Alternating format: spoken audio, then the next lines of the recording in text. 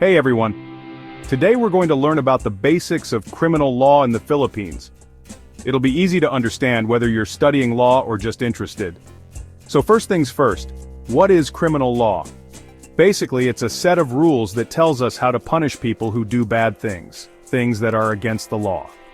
In the Philippines, the main set of rules is called the Revised Penal Code.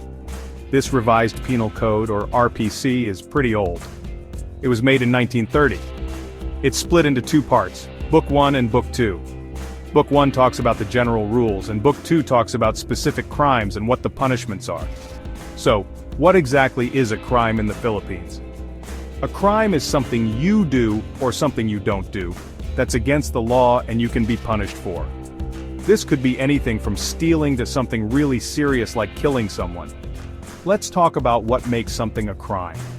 Usually there are three things. You did something or didn't do something, there's a law that says it's a crime, and there's a punishment for it.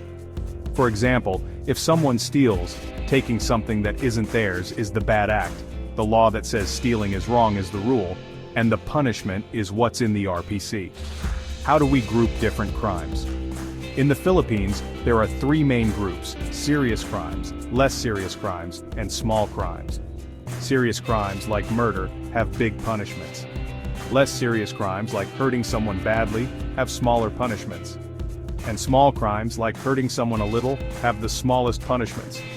It's also important to know the rules about who is responsible for a crime. These rules help us decide if someone is really guilty. The first rule is no crime, no punishment without a law. This means you can't be punished for something if there's no law against it. The next rule is that everyone is innocent until proven guilty. It's the job of the people trying to prove someone is guilty to show, without a doubt, that they did it. Finally, let's talk about punishments.